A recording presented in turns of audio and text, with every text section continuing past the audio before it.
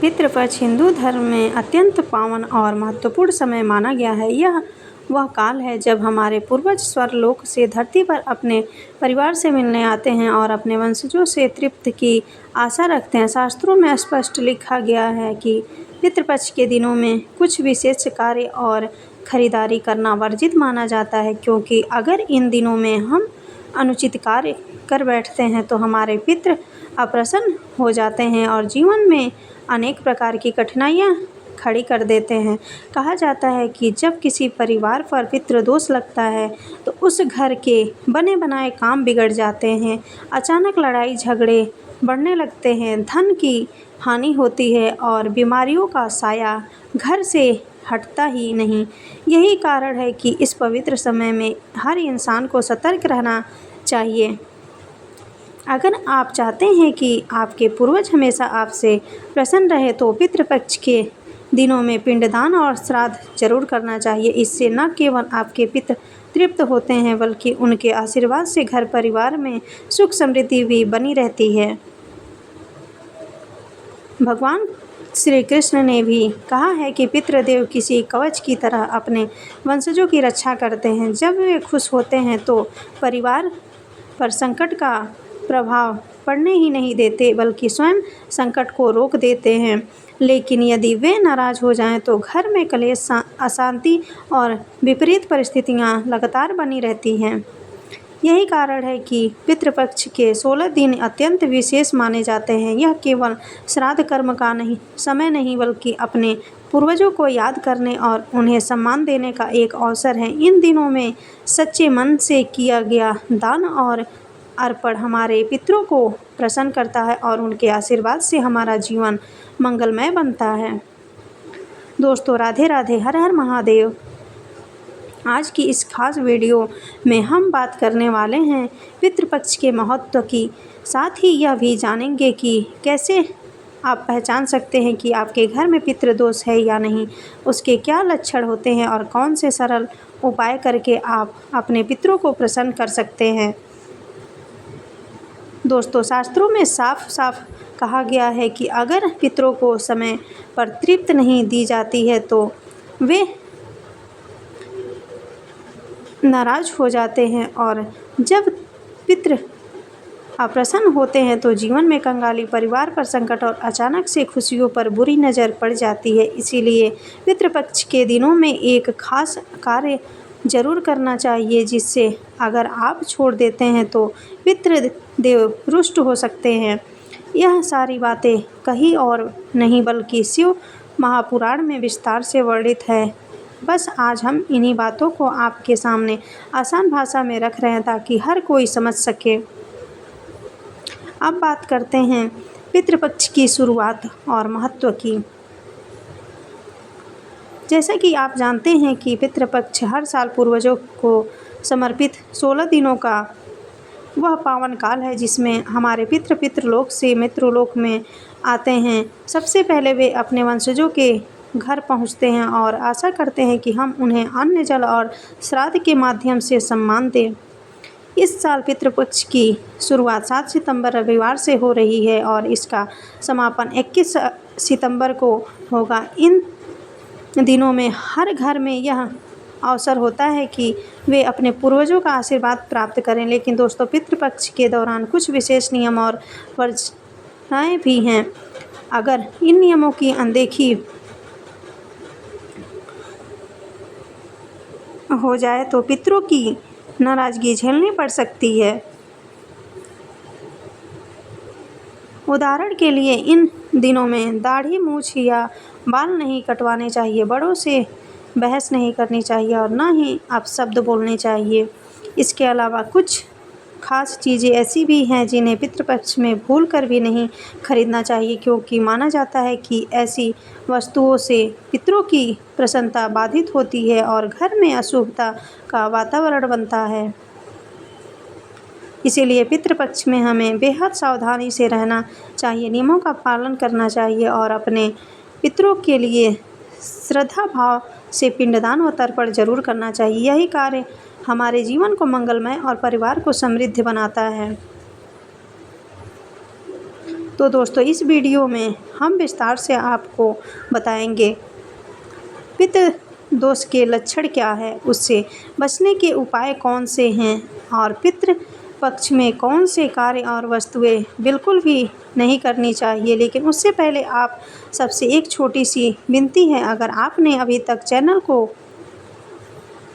Subscribe नहीं किया है तो तुरंत कर लीजिए और बेल आइकन दबाइए ताकि आगे आने वाले हर वीडियो का नोटिफिकेशन आपको समय पर मिल सके।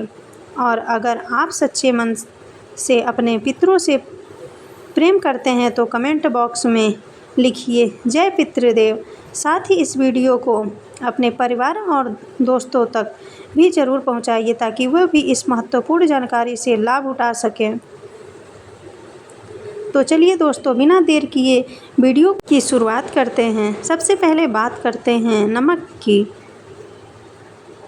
शास्त्रों में नमक को दान देने का बहुत बड़ा महत्व बताया गया है। खासकर पितृ पक्ष के दिनों में अगर आप इस समय नमक का दान करते हैं तो यह आपके पितरों को अत्यंत तृप्त करता है। लेकिन ध्यान रखिए, पितृ पक्ष के दौरान नमक को खरीदना अशुभ माना गया है। कहा गया है कि जो व्यक्ति इन दिनों नमक खरीदता है उसके घर में धीरे धीरे बीमारियों का वास हो जाता है और परिवार का स्वास्थ्य लगातार गिरने लगता है। इसीलिए नमक की ज़रूरत हो तो श्राद्ध पक्ष शुरू होने से पहले ही घर में खरीद कर रख लेना चाहिए। अब दूसरी चीज़ है सरसों का तेल। दोस्तों, अगर आप पितृपक्ष के दिनों में सरसों का तेल खरीदते हैं तो इससे न केवल पितृदेव नाराज होते हैं बल्कि शनि देव भी अप्रसन्न हो जाते हैं। और आप तो जानते ही हैं, जब शनि देव किसी से रुष्ट हो जाते हैं तो उस व्यक्ति के जीवन में परेशानियों और संघर्षों का अंबार लग जाता है। इसीलिए पितृपक्ष में भूलकर भी सरसों का तेल खरीदने की गलती न करें। ज़रूरत हो तो इसे भी श्राद्ध पक्ष शुरू होने से पहले ही ले आएं। अब आते हैं तीसरी चीज़, झाड़ू। दोस्तों, शास्त्रों में झाड़ू को माता लक्ष्मी का प्रतीक माना गया है। यह घर की नकारात्मक ऊर्जा को बाहर निकालने वाली वस्तु है।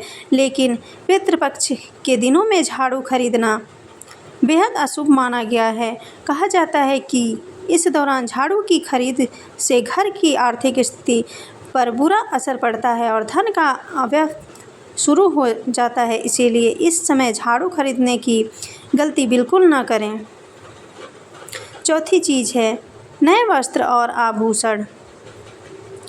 पितृपक्ष के समय हमें सादगी और सात्विकता में रहना चाहिए क्योंकि ये दिन हमारे पूर्वजों की स्मृति और तर्पण के लिए समर्पित होते हैं। ऐसे में अगर कोई व्यक्ति नए कपड़े या आभूषण खरीदकर सजावट में लिप्त हो जाता है तो यह पितरों को अप्रसन्न करता है। इसीलिए इस अवधि में चमक दमक और फैशन से दूर रहकर सात्विक जीवन जीना श्रेष्ठ माना गया है। और पांचवी तथा अंतिम चीज़, भूमि भवन वाहन। दोस्तों, पितृपक्ष के 15 दिनों को शुभ कार्यों के लिए वर्जित बताया गया है। ऐसे में इस दौरान ज़मीन, मकान या वाहन खरीदना आपके लिए हानिकारक साबित हो जा सकता है। संकट भी आ खड़े होते हैं। इसीलिए इन चीज़ों की खरीदारी श्राद्ध पक्ष के बाद ही करना चाहिए। दोस्तों, अब बात करते हैं उन चीज़ों की जिन्हें पितृपक्ष में खरीदना बहुत ही शुभ माना जाता है। सबसे पहले आता है काले तिल। शास्त्रों में काले तिल को पवित्रता और पितरों को तृप्त करने वाला माना गया है। अगर पितृपक्ष के दौरान आप काले तिल घर में लाते हैं या उनका दान करते हैं तो आपको अत्यंत शुभ फल प्राप्त होते हैं। यह न केवल आपके पितरों को संतुष्ट करता है बल्कि आपके जीवन से नकारात्मकता को भी दूर करता है। दूसरी चीज़ है जीरा। धार्मिक दृष्टि से जीरे को सोने के समान महत्व दिया गया है। पितृपक्ष में जीरे की खरीदारी या दान करने से धन और समृद्धि में वृद्धि होती है। यह आपके घर में सकारात्मक ऊर्जा और बरकत लेकर आता है। अब आते हैं कच्चे चावल पर।